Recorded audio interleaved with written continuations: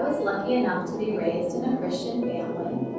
My mom mostly took us because my dad was always working. I learned Bible stories, Bible songs, attended church camps, participated in Christmas plays, engaged in service projects, and went through confirmation. I did all the right things a Christian was supposed to do. I remember going through all the motions, but was I going to church for all the right reasons? Looking back, I feel like the time from my childhood to my mid-30s, I was just a go-with-the-flow Christian. I mean, I believed in God, but was I steadfast in His love? Here is my story, how God got me through the worst 3 years of my life, and in the end showed me how to truly have faith. Growing up, I had the best parents. I never really knew how good I had it until I was an adult, and especially a teacher. We weren't a wealthy family. We had a 3-bedroom, 1-bath house. My mom was a stay-at-home mom until I was in junior high, and we only went on one vacation when I was 13 years old. My parents were the type of parents that blessed us with quality time, not quantity. My parents put us first. Family was their everything, especially after the death of their youngest child. My sister Paula was 17 months younger than me. She had a rare genetic disease and died at the age of 2.5. My parents were so strong after this. I remember growing up occasionally asking my mom how she got through this. She would always respond, "I prayed to God and asked for strength. I kept my faith in Him." My dad was a big teddy bear with a huge heart. We knew when he meant business, but most of the time he was a kid himself. My dad was always telling jokes or playing tricks. I wonder where Reese gets that from. He worked at his job and other odd jobs to support his family. Even though my dad was a hardworking man, his main concern was his kids. You often would find him playing ball with us in the backyard, swimming with us in the creek behind our house, or wrestling us in the living room. When any of us became sick, Dad would always stop on his way home from work to get us popsicles to make us feel better. When I was in college, my dad always made sure my car was maintained and had gas. My first 6 years I was married, Jason worked a lot, so my parents would visit often to keep me company. Dad and I would often take walks together during this time. Dad and I would talk daily about almost anything. I guess you could say I was Daddy's little girl. One of the best memories of my dad was when I was pregnant with Reese. My last 2 months of pregnancy, I was bedridden due to high blood pressure. I could always count on my dad stopping daily to make sure I was taking care of myself and doing my daily blood pressure readings. My dad cared for all of his children the way he did for me. He spoiled all of his grandkids and couldn't wait to do so many things with them when he retired. He was counting down the days until retirement. We talked about it all the time, how much time he would have with us. We were just excited about his retirement as he was. The morning of January 13, 2009 was a typical day. Jason and I went to work, Reese went to daycare. When I got to work, something was strange. My mom's car wasn't there. See, she was the head cook and was always the first one at school. She would usually tell me if she was taking off, so I stopped at the cafeteria to ask her coworkers where she was at. They said, "Something happened to your dad on his way home from work." After many phone calls back and forth to multiple people, I was approached by our school secretary that my dad had passed away of a heart attack. The pain that I felt at that moment was indescribable. My whole world was crushed in an instant. My dad, who I could count on for everything, was taken away. The Pat, who was going to retire in 6 days to spoil his grandchildren, was gone. Why did God do this to us? Following my dad's death, I felt like a lost sheep. I would shake, I would cry, I would feel like I was walking around in a cloud. My blood pressure was out of control due to severe anxiety. I had to take medication to make me feel even remotely like myself. I questioned God daily as to why He let this happen.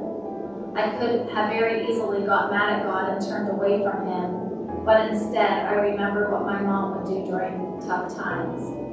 She would pray and ask for strength daily, so that is what I did. Then God started sending me signs that things would be okay. I remember one time I saw a cloud in the sky that looked like my dad winking. Another time I could see the number 7 everywhere I looked. 7 is what my dad called himself because he was the 7th child in his family. Memories and signs would happen and my heart would just start to smile. I started to feel God's presence and I knew I would be okay. A few months after my dad's death, Jason and I decided it was time to add to our family. Each month we waited in anticipation, hoping to be blessed with another child, but each month was only a disappointment. Reese would ask, "Can I have a sister or brother?" I would tell him he would need to pray. Each night we would pray for a sister or brother. Then it changed to just a sister because he wanted her to marry. I love the innocence of preschoolers. We prayed a lot for a baby, but each month I would sit in the bathroom bawling my eyes out. Why isn't God answering my prayers? All my friends are having children. Why can't this happen to me? I was so jealous of everyone's happiness, I started to become bitter. I didn't know how to be happy for myself or for others. After a while of no success, we got our doctor involved. He ran an immense amount of tests on Jason and myself. He recommended that we see a fertility specialist in Pittsburgh. So after more testing, we decided to try a procedure to help me get pregnant. I was so excited. God was finally going to answer my prayer. After a few weeks, it was confirmed I was pregnant. I was the happiest I had been since before my dad's death. Finally, after a year and a half of doom and gloom, I was alive again. For a few weeks, I felt alive. I started preparing to have another baby. We started to think and dream of what this baby would be. At the very end of July, Jason and I decided to have some time to ourselves before our first visit to meet our new little one. On our way to the doctor's, we stopped at the mall. I started to feel different. I started having doubts. We got to the doctor to only find out that we miscarried. Again, I was back to being a wreck. I was back to questioning God. I was back to feeling like my world was completely shattered. During this time, I, of course, went to my mom for advice. Because if she could get through a death of a child and her husband, I could get through my dad's death and my miscarriage. She said, "Pray for strength. Keep your faith." A few months later, the doctors from Pittsburgh wanted to know if we wanted to try again. I told Jason that I could not put myself through any more of this intense emotions.